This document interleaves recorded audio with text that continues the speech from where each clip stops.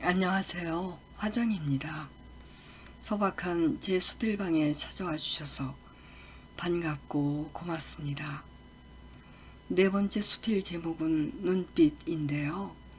2012년도에 쓴 글입니다. 우리 집 개도 아닌 이웃집 개 뚱순이에 대한 이야기인데요. 읽어보겠습니다. 눈빛. 한 번이라도 그녀와 눈을 맞춰본 사람이라면 누구나 기다림을 가슴에 품게 된다. 그녀의 눈은 투명한 물속 같기도 하고 가을 하늘 같기도 한데 지순하면서도 애절한 이야기를 가득 담고 있어 금시 뭐라 말해줄 것 같기 때문이다. 뒤이어 눈물방울이라도 뚝 떨어뜨릴 것만 같은 눈망울은 또 어떤가. 이른 봄쯤이었다. 새들의 노랫소리가 공중을 가벼이 날아다니고 땅은 촉촉해져서 우리는 씨앗을 뿌릴 준비 중이었다. 잔뜩 엎드린 자세로 그는 한 손에 호미를 들고 한 손에는 씨앗을 들고 있었고 나는 그 옆에서 잔소리 겸 구경을 하려던 참이었다. 자두나무가 늘어선 뒤뜰 그늘 쪽에서 그녀가 느긋한 걸음걸이로 걸어 나오고 있었다. 기절할 만큼 놀란 우리에 비하면 그녀는 얼마나 여유로웠던가. 첫 대면인데도 불구하고 마치 오래도록 알고 지낸 사이라도 된다는 듯 우리 곁으로 유유히 다가와서는 그 순한 눈으로 우리를 지그시 바라보았다. 달의 순과 치나무를 채취하기 위하여 앞산을 올라간 적이 있었다. 우리 말고도 다른 가족과 함께였다. 우연히 길모퉁이에서 만난 그녀는 오래된 이웃인 양 우리한테로 섞여들었다. 앞서서 올라가다가 기다려주기도 하고 맨 뒤에서 호위하듯이 따라오기도 했고 그날 함께였던 아이들이 뛰면서 깔깔거릴 때마다 덩달아 공중공중 뛰어다니기도 했다.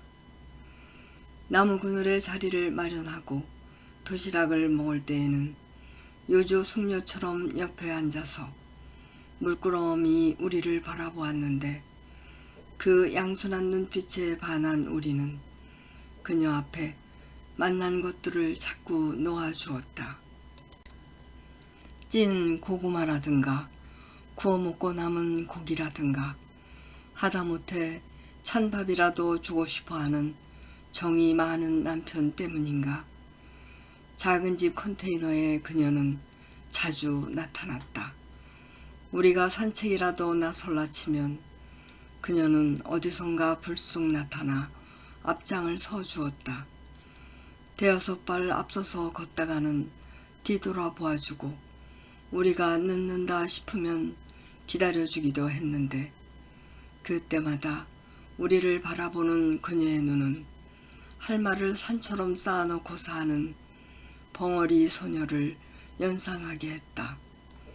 우리가 집에 도착한 후에야 비로소 제 집으로 돌아가는 그녀는 뒤돌아보고 또 뒤돌아보았는데 그 눈빛은 헤어지기 싫어하는 연인 같았다.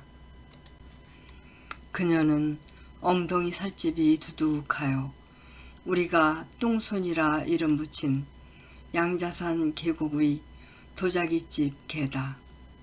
맹인견이라서 사람과 눈을 맞출 줄 알 뿐만 아니라 몇 가지 명령에 복종할 줄도 아는데 작은 집 컨테이너 박스에 수시로 들른다. 탄력 있는 엉덩이로 열려진 문을 쿵쿵 두드려 본 뒤에 얼굴을 쑥 들이밀어 방 안을 훑어보는데 영락없는 마실객이다. 우리와 눈이 딱 마주치기라도 하면 두 발을 방 안으로 냅다 들여놓고 엉덩이를 흔들며 당장이라도 뛰어들어와 안기거나 비빌 기세다. 우리도 가만히 있지를 못한다. 땀 흘려 일하고 잠시 단잠에 빠져들었다가도 그녀의 기척이 느껴지면 벌떡 일어나 머리를 쓰다듬어 주는데, 그럴 때마다 그녀는 순하디 순한 눈으로 우리를 빤히 올려다 본다. 우리도 선하디 선한 눈으로 그녀를 내려다보게 된다. 이만한 눈맞춤이 또 있을까? 욕심, 욕망의 그림자라고는 찾아볼 수가 없다. 마음의 가식을 벗겨낸 맨살 그대로의 다음이다. 눈물이 핑그르르 돌 것 같은 따스함과 애잔함이 섞여 있어 기쁜 듯 슬픔이 묻어나는 저 눈빛. 뺑덕어멈만큼이나 변덕스럽고 타산적인 마음을 가진 우리로서는 가능한 일이 아니다. 그녀와 눈맞춤하는 시간이라면 혹 그런 눈빛일 수 있겠지만, 저 눈빛을 가진 사람을 기억한다. 보자기에 책을 둘둘 말아 허리에 질끈 묶고 다니던 시절, 신입길을 걸어 학교에서 돌아오던 지친 나를 넘어질 듯 달려와 반가워하시던 내 할머니다. 가마솥에 찐 개떡이나 감자 또는 옥수수를 채반에 담아 내가 마루에 가방을 던져놓기 무섭게 대령해 놓던 분이시다. 어서 먹어라, 어서. 배고팠지? 우리 강아지. 할머니의 눈빛이 바로 저로 하셨다. 그 눈빛이 잠시 사라진 적이 있었다. 아버지는 결혼한 큰 오빠에게 서울의 집을 사주고 싶어 하셨고, 동네 앞자락을 떡하니 차지했던 논을 팔 수밖에 없었던 바로 그때였다. 나 죽거든 팔거라. 절대 안 된다. 할머니는 머리를 마루에 쿵쿵 찌으면서 통곡하셨다. 할아버지는 일찍 돌아가셨고 홀로 되신 할머니가 9 남매를 거두어 먹일 수 있었던 땅이었다. 목숨줄이었다. 대문간을 나서서 바라만 보아도 배가 불렀을 땅이었다. 영영 할머니의 부드러운 눈빛을 잃는 것 같아 어린 나는 얼마나 두려워했던가. 다행히 할머니의 슬픈 모습은 그리 오래가지 않았다. 동네 사람들은 지금도 기억해낸다. 인정 많고 따스한 분이셨지. 지나가는 거린이나 박물 장수들도 아예 우리 집 대문간을 첫 번째로 넘어섰다. 어느 날은 똥순이가 밭에서 일하고 있는 남편에게 슬그머니 다가가 엉덩이를 툭 치고는 꼬리를 흔들었다. 어느 날은 잔디를 깎고 있는 그를 단풍나무 그늘에 앉아 어머니가 자식을 바라보듯 애잔하게 바라보았다. 아이들과 삼겹살을 구워 먹던 날에는 불판에 남은 고기를 던져 주었는데 그녀는 가볍게 뛰어올라 척척 잘도 받아 먹었다. 함께 즐거웠다. 이곳에 놀러오는 사람은 누구나 뚱순이를 좋아하였다. 산골에서 지내는 시간이 많아질수록 그녀에 대한 정이 깊어져 그녀를 기다리는 날이 점점 많아져 갔다. 반면에 뚱순이는 산으로 들러 종횡무진 무언가를 찾아 헤매고 있어 항상 만날 수 있는 것은 아니었다. 풀을 뽑다가도 그늘에 앉아 쉬다가도 우리는 이 말을 되뇌었다.